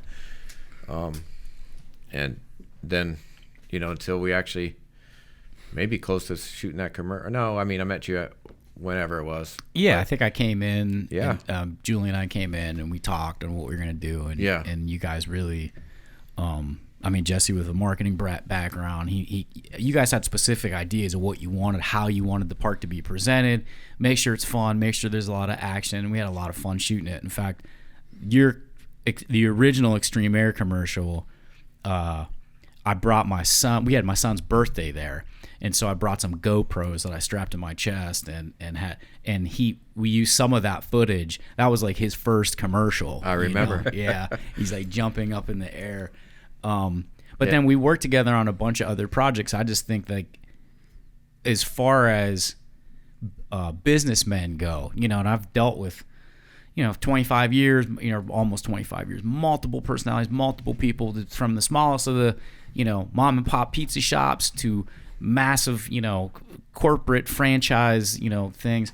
You guys are some of the funnest guys that I work with, and we've done multiple businesses together, and so the experience has always been really good. But you guys have always kind of believed in advertising and kind of getting it out there early, which I'm thankful for, obviously. But it's the same thing with Urban Tap, and so we have commercials on TV now airing. We're going to do some stuff on Spotify, whatnot, and we just recently talked about, I'm kind of taking the long way to get to, you're going to have some events, one of which is going to be, which you're hoping to have an annual event, the Ohio State-Michigan game. Oh, yeah. And we're going to do some advertising for that. But before we get that part of it on TV, talk about what that entails. What's your vision for that? And what's your visions for some of these other gatherings? Just overall, the space we have at Urban Tap outside, the venue itself. The first one here, we're partnering up with Matthews Boosters for Matthews School Boosters. You got to get a 501c to partner with to go outside into the parking lot and all that. So first one's going to be the Ohio State-Michigan tailgate party, and it's going to be the 25th of this month of November. Yeah, and we're going to put a snow fence around the whole parking lot. We got a couple vendors that are coming out there, and we're going to have cornhole. We're going to have a special food menu, some specialty drinks and shots and all that. And then after the game, at 4:00, we're going to have, I don't know if you ever heard of them. They're called No Funk, No Justice. No, but you told me about them. Look them up. I know, I'm excited. They're friggin' sweet. So they're coming at 4:00. They're gonna do a 3-hour concert. And when we first, when I was selling my vision to Jesse, there was still a house where our parking lot is now on the side. And I said, I took him over, we're like in this other person's yard, and I'm like, just imagine all this wide open, what you can do. I mean, I don't know, are you old enough to remember going to O'Donnell's up on the Strip? Oh, yeah. I'm just kidding. Yeah. They I fucking lived there for yeah, a exactly. long time. They had the greatest St. Patty's Day parties there were. I mean, 2-3 days, never any troubles. Everyone from people are bringing their kids to, these 80-year-olds are in there drinking a Guinness, doing a Irish car bomb, whatever it is, man, just eating, having a good time. And I really feel that the space that we have is going to be able to bring that back to Warren. I really do, man. I'm 100% in my heart believe that once people get down and they see what's going on down here, and not just, mostly at our place, but as they just come back to downtown Warren, they're going to see the traffic's going to keep driving, and we're going to start having events like that, and people are going to look forward to coming down. They don't have to stumble upon us. You're going to have a big screen on the outside wall, right, of the back building, which is the distillery. Yeah. And then you'll have screens, obviously. You have a bunch of TVs inside. Oh, yeah, we got well. a big, we got a big 30 by 40 tent going up outside, and we'll have, I don't know how many exactly, but there'll be 10, 12 TVs playing the game, but it's going to be, we're going to have, I just partnered up with Jacob Zillinger. He made me a logo just for the tailgate party, so we're going to have merch of it. We're going to make sure you get that logo to me so I can put it in the. I will, and it'll be in the next couple of days. We already have it ready. We just got to get it on a t-shirt, take some pre-orders, that kind of stuff. So you'll be able to support Matthew's Boosters and get a cool ass t-shirt. Well, here's another thing, kind of like in reference to Matthew's Boosters, and you guys just had a Pints and Paws fundraiser. You guys are open to have fundraisers at the place. You can kind of talk about that, but also, we could keep going back to this idea of it's a family-friendly social gathering space. And what is the, talk about like the kind of clientele that you are welcoming, and of course the kind of clientele that maybe you're not going to have there, that where it's not. This isn't, again, I kind of go back to I know I'm asking the question that I'm answering it. This isn't a beer in a shop place where it's just like people are going there to get drunk. They're going there to eat, and you happen to have a bar there, and the bar happens to be really a high end place. Who's your ideal customer? Or, tell me about the type of people you want in Urban Tap. The ones that are coming now. Yeah. The clientele that we have now and that's coming back. We like the clientele that we have because we don't have any issues there. Mm-hmm. We're not having the mentality, the stereotypical, where people are like, oh, we can't go to Warren because this. It's not like that. We have a great atmosphere and great clientele coming. And it's just what it comes down to. And those people continue to tell their friends, who then come and they're like, oh, wow, this is awesome. Just today I looked at my phone. I had 3 more 5-star reviews from people from yesterday, on the way down here. And I'm like, that's what I want to see. Those are what we're seeing. They're telling their friends about it, and then they come back again and again. Yeah. Just like Eric Merkel, the chief of police, he's in there. You see the head of detective, Masucci. I see him in there the other day. We want all the police officers this isn't, it's a place you could do some shots at if you want, but it's a restaurant with a cool bar. This ain't your spot. And nothing against places that have pool tables or dartboards. We don't have those leagues there. We're not looking, we're looking for a certain kind of atmosphere that people, when they sit down, they feel relaxed, sit in those chairs and say, oh man, this chair's a little more comfy. I feel good here. I'm going to stay a little bit longer. We'll make our money that way. We don't stay with our vision of what we're doing, and the money will come, all that. We'll get it through the volume that we'll do. We don't that's who we're after. I mentioned them two police officers just in case there is some riffraff that listens to your radio. let them know. We don't have any riffraff prodders. The prodders aren't riffraff. So they'll know, don't bother coming down. Yeah. Well, I think it's also reflective in your staff. So I want to kind of go back to that because I know it's really hard to kind of staff service industry right now and keep it staffed.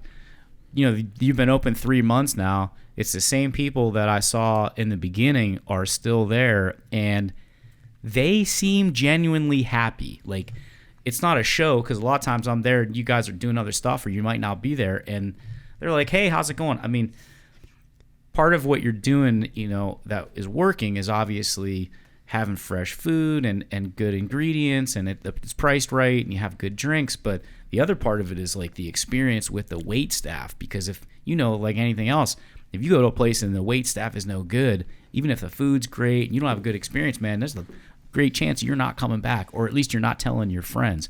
How do you guys create an environment that promotes a happy wait staff, and how have you kept these people that long? So our environment, we have some non-traditional policies. Like, we have no call-off policies and stuff like that. So you end up with a staff after, usually that is a quality staff that is happy because they want to work in an atmosphere where they're not being forced to work over, where they're actually wanting to come to work. And it's the same. We have the same policies at the trampoline park, and we have such a low turnover rate. It's that, I mean, the payroll companies tell me, they're like, we can't believe you don't, you know, in a year we might lose 10 people in a year at the trampoline parks, and it's because the kids are going off to college. They come and they stay with us until they're gone. Now, obviously, we've only been open a short time period here, and we have lost a few that did not fit in with our core mentality, and that does happen. You know, but you know, right now we've gotten down to those, you know, the core staff, the individuals, and they're loving it. And then they're telling their friends, and we're adding a couple more here and there. And then those employees come in and they're like, wow, you know, I have girls telling me, they're like, this is, you know, the best restaurant that I've worked at serving. They're like, the way you guys treat us and stuff. Then there's some, you know, the ones that have left haven't been happy, but we've lost less than 5 people since we opened, and, you know, out of the initial staff, which is, I think, is pretty good. Low turnover. Yeah. Yeah, we have. I mean, our employees are awesome. I mean, we try to build the right culture, but you could build all the culture you want if the employees are turds. It's gonna, and like you said, you're there when we're not there. That's, yeah. Well, I'll take as much credit as I can, but it's them. I mean, we got quality people there. You have a lot of good people there. Yeah, them girls that work that bar, they're top notch. I mean, they're making sure, you know, your service is right, but they're carrying on the conversation with you. If you one time already, we had to make sure that somebody got a ride home because the girl cut him off. It's like, hey, you're not driving. You're like, we're not taking responsibility for you. Yeah. And you know, like, they care. You know, like, when you that's I thought it would be easy to get those people, but it actually isn't. It isn't. And you know, we hired a lot of the people that we hired. Jesse said we lost a few, but you know, after they get in the door, you know, to have that many good ones left, you're just like, okay, man. Well, we have a stack 2 inches thick of applicants down there too, people that are trying to get jobs, and we're very picky about the people we hire, and because we want to keep that same atmosphere, you know. And unfortunately, you know, I'm very picky on the people we hire. That's what it comes down to. Well, and they fit in nicely.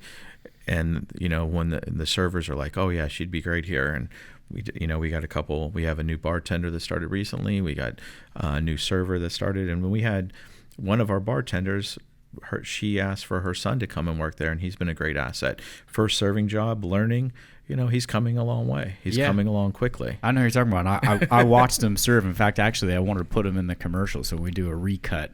I got a cool shot where he's waiting on a table, really? And we're coming into the space where instead of looking back towards Gurgley's painting, we're looking at the doors. and kind of turn it in. And there's some folks in the shop that we know, so it's kind of like, And, and he's a college student, doing what he's doing, and he needs the money. He's trying to learn, and it's his first serving job, so he has no experience. So we're trying to teach him and guide him in the right way, which he appreciates it. And and he gets, he's learning. He doesn't do everything perfect yet, or how we would like it done, but it's coming along, and he's open for the, for the feedback from us, and it's coming along. And that's the thing, the employees that are open for the feedback and to do the things the way we have experienced how makes us successful, are the ones that end up staying around. And that's the people you're seeing. They're like, they buy into it. And these girls, a lot of these girls have worked at other places, and they're like, no, this is. Yeah, there's a lot of experience there that I've looked, a couple of your bartenders or other places. I know some of the girls there, and met some of the guys. The culture that you're building there, and the kind of the nurturing that you're doing, you're fostering these people along, especially the new folks. I'm sure it helps that you both had worked in the restaurant business and had been servers yourself. Sometimes there are people that they're opening these places and they don't know what it's like to do it. I mean, you see it sometimes, like when people are tipping or not tipping, or the way they talk to someone that's waiting on them, right away. Sometimes you're out in a group somewhere and you're like, oh, in my head, I'm like, why are they, and then when the waitress walks away, I go, hey man, you could be like a little bit nicer to that person or whatever. Like, well, why was I mean, yes, she's got 8 tables and we're not their only people. Like, right. You have an empathy for it. Right. I wonder how much of that is also from you guys being dads and being fathers. Like, you're seeing these kids that are your kids' age or younger, and you're able to, help them. Constructive criticism. Share the experiences that you have. Well, Matt's son currently works. My nephew works at the restaurant. My nieces went down there to help out. My son's been down there helping out. Both my niece and my son worked at Extreme Air, for a time period. And then I actually forced my son to go get a job somewhere else to show him what it is like out there. And he's like, I want to come back for work with you, Dad. He did. He wanted to. His managers, he went to Buckle to work. Managers are great people. He hated folding clothes. He said, they were paying him nicely and everything. He's like, Dad, I hate folding clothes for 4 hours a day. I was like, that's part of retail. And he just hated it. But the people, he likes the people there. He just didn't like the job itself. And then he comes back. He's like, I'd rather stand and ref dodgeball for 3 hours than fold clothes for 3 hours. I was like, I understand. Yeah, I forgot to touch on the dodgeball courts at Extreme Air. So it's not just a trampoline park. Well, you can go on the website, obviously, but it's not just a place where you go and jump and you can do. You have basketball hoops where you can do slam dunk stuff. Mm-hmm. You have the dodgeball. I want to call them cages. I mean, they're enclosures. Enclosures. Yeah. Thank you. They're like screened off. You have leagues there. Really some kind of unique stuff. I'm glad you said that because I wanted to say that before, but we got sidetracked. Before we wrap, I kind of want to maybe have a couple other questions here, but before we wrap, because I don't want to forget because I'm forgetful, where can prodders, websites and or otherwise, find out not only about Urban Tap, but about Extreme Air Trampoline Parks and Load It, and give us your handles on your websites and Facebook pages and all that good stuff. Extreme Air is extremeairparks with an s.com, tapworn.com. That's simple for Urban Tap and Distillery. And I still don't have a website. I know you were getting on me because I just use it right through. Load it. All you have to do is see the commercial and you'll call me after watching your commercial. You just find me on Facebook for that one. Well, it's fun to do. Here's another, I think I didn't touch on this, but it's fun to work with you guys and do the production work. We've had some fun making those spots, which I think is reflective of you guys, but then also kind of reflective of Urban Tap. Like, Urban Tap to me is a very artistic. It's a place, like, if you wanted to go, I haven't done this yet only because I haven't had time. Like, I want to be able to go in between like lunch and dinner and sit in the space. I know. Do you guys have espresso there? We Absolutely. do. Oh, you do? Oh. Oh man, I was gonna suggest that. You gotta get an espresso. I want to go there, grab an espresso, maybe get one of your desserts, and sit there and work on, a passion project to write. I'll write different stuff or whatever, because I think that space like kind of ebbs creative energy, and so in making the commercial for Urban Tap, it was like, I want that to come through. So we got this paint kind of thing happening and the opening of it. And what's cool with working with you guys and for you guys, like, yeah, I mean, you do the commercials, Jimmy. Like, just I want it to be cool, but go ahead and do it. Like make the vision match what we're doing. I mean, my goal was, does the food look good? Do you know what the place is called when the commercial's over? Does it look like a fun atmosphere that I want to go with my friends and family? If I can answer all three of those questions, yes, that's a win for me, right? And then hopefully a win for you guys. But to be able to kind of add the creativity to it, and we're not trying to just make a standard restaurant commercial or a standard, I don't know what a standard trampoline park commercial looks like, but Yeah, I think ours is pretty fun. I don't think either. Yeah. Talk about some of the merch and the creative aspects of what you guys have. Matt's got a shirt on today, brought one with him. You got some trucker hats. You got some other stuff that's... So within the next 2 weeks, we will actually have, besides the stuff Matt currently has on and is holding there. Hold that shirt up, Matt, so they can see it, the pink one. We will have sweatshirts. We have 2 different sweatshirts being made and 2 different T-shirts. Now, our new T-shirts will have a full color picture on the back. We have a logo with our dogs. Which one is it? We have both. The one is coming with Simon holding the beer. Tell people who Simon is, the mascot. Simon is a mascot that my sister-in-law found in a in a gallery in Key West. That's why I'm wearing the shirt today, just in case. In case you didn't realize why. We were down there on vacation, and we were going through some art studios and stuff, and my sister-in-law found him, and the girls liked him, and next thing you know, we have Simon. Yeah, we named him Simon just for the marketing ploy, like Simon Says, so we can have a ton of fun with Simon. Oh, that's cool. Yeah. Yeah, that's kind of the reason behind the name. And then just we call her the sexy Justice, because the Justice Lady of Justice is our logo, but Joe Kergley, Strange Human, put that big painting on the wall, so it's too beautiful to just be right there. So we've captured that and putting it on some sweatshirts. Oh, that's cool. Yeah, it's on. We got her on the hat and sweatshirts and T-shirts both will be available within the next 2 weeks. I was getting a hat today. All you got to do is stop down. I'll be down there. I know you got tons of gift cards. I got a few gift cards. I don't have as many as WFMJ, but I got a few. I'll just throw you a hat. Oh, I appreciate it. I'll rep it.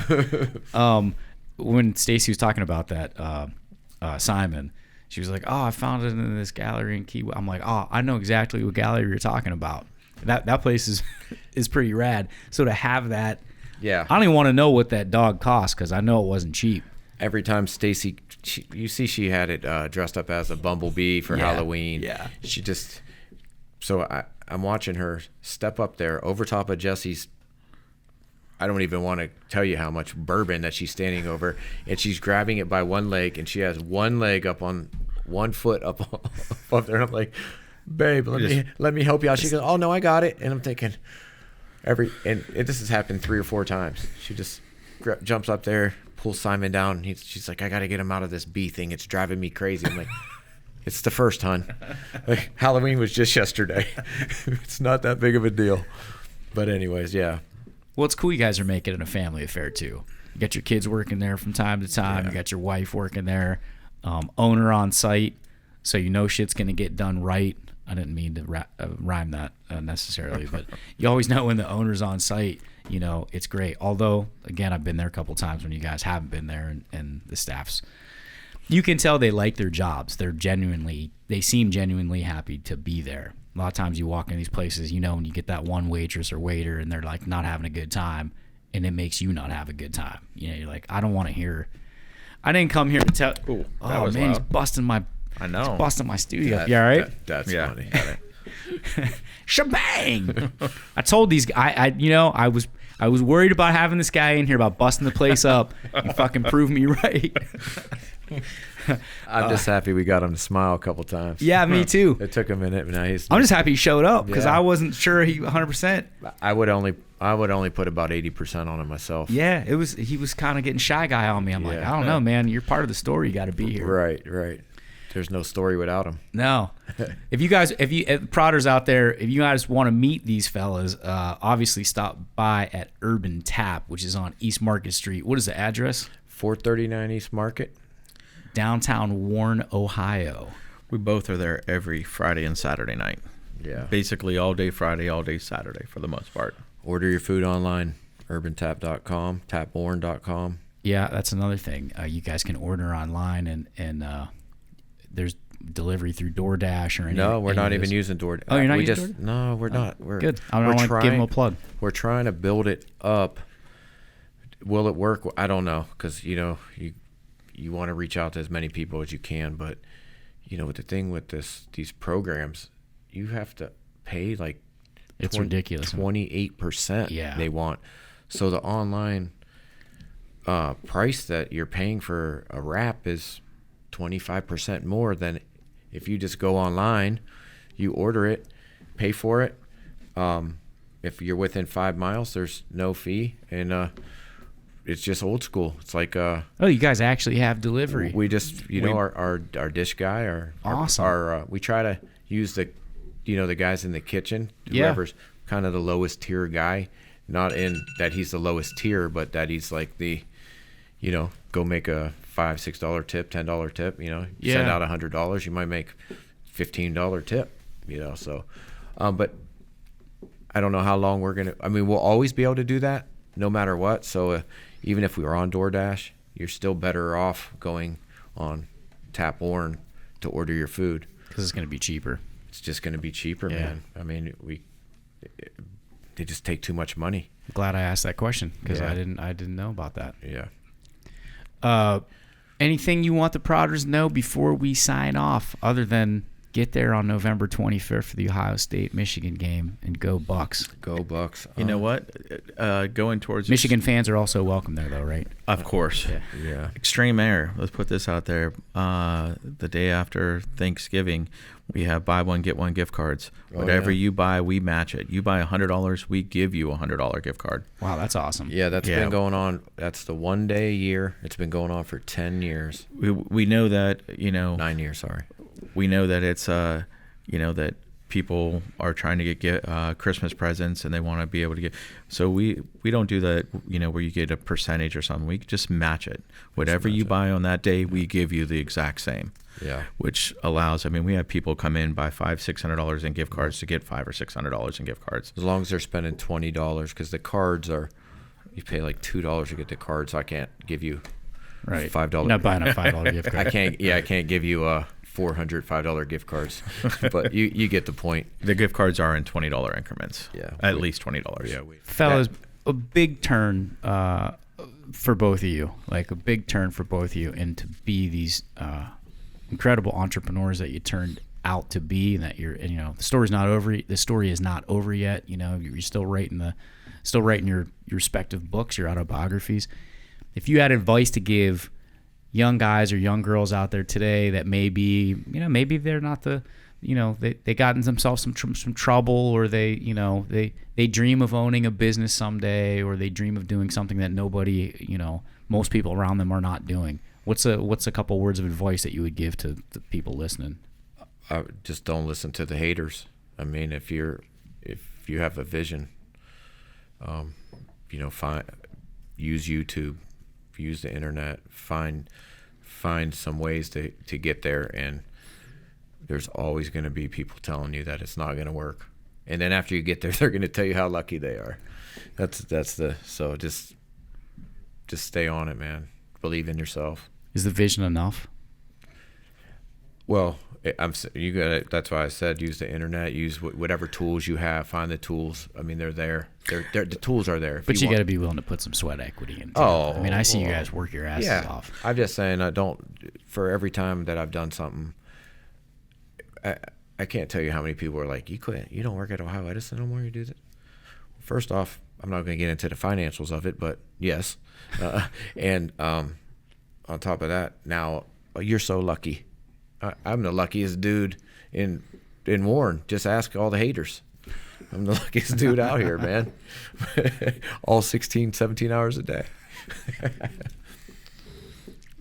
I don't really have anything to add to what Matt said, except one of the things that, Matt has said a couple times, and it's, to me, it's all about, so you're trying to do something, get up an hour earlier, get up 2 hours earlier and make it happen. Don't sleep in. And I ain't gonna lie, I'm one of the procrastinators. I mean, I was in bed until almost 8:30 this morning, and I could have been up at 6 getting some stuff done. I could have those not a 2 spring extra chicken hours. anymore either. You might have needed that extra sleep. This is his way of apologizing for all the construction. No. Construction is not my aspect. He said That is not my aspect. He goes, I just don't have enough time in the day. I said, you do. You just have to cut out the sleep. You can get up 2 hours early. He's a year older than you, man. He might 2 need years a little older. extra. 2 years. He might need a little extra sleep. Oh, I do. Yeah. I'll do the construction all day and let him run the day-to-days. Screw that. It's tough. Well, Matt's got Stacy to kick him out of bed too and be like, "Yo, get to work." No, he gets up he just gets up and does it. I'm like, Jesse's single and ready to mingle, man. You're on the prowl. Is that correct or not? That's what we were supposed to talk work. That's why I'm trying to about, work it in. I'm trying to work it in before we close it out. The most eligible bachelor in Trumbull County right here. Like, ladies, line up. Ladies line up. This is like the Travis Kelce of Trumbull County right there. Just don't take them to Urban Tap for their first date. You know, okay? Maybe spend a little extra money somewhere else. Take them down to Nate's or something. Yeah, there you go. Then bring them to Urban Tap for later. I really appreciate you guys coming on today, man. Jimmy, we appreciate you having us, thanks man. for having Seriously. us, man. Man, you're welcome. I look forward to all the business we're going to do in the future. Yeah, of course, man. I love working with you guys. Ladies and gentlemen, listeners, lovers, and friends, you've just been listening to Jesse and Matt Macgregor of Urban Tap, Extreme Air Trampoline Parks, and Load It Dumpster. Check them out down at tapwarren.com. Order some food if you're in the greater Warren area, or if you're traveling through. They're on East Market Street. What's the address again? 439. 439 East Market Street. It's on the right-hand side if you're coming into downtown Warren from the east. So if you're coming from PA or coming in from Youngstown or wherever you're heading, it's on the right-hand side. You can't miss it. They got a real cool light-up LED sign, and you'll see the Sexy Lady Justice. Is that her official name? No, that's just the Lady Justice, but sexy ladies on the wall in the dining room. Oh, yeah, right. Oh, that's Joe Gergely, Sexy Lady with the hair. Yeah. Cool. These guys are Urban Tap. Check them out. Until the next time, please like, listen, subscribe. Check us out and like us on Facebook. You can always listen and find more episodes at theprodcast.net. And share the episodes on your favorite podcasting app and view it on YouTube.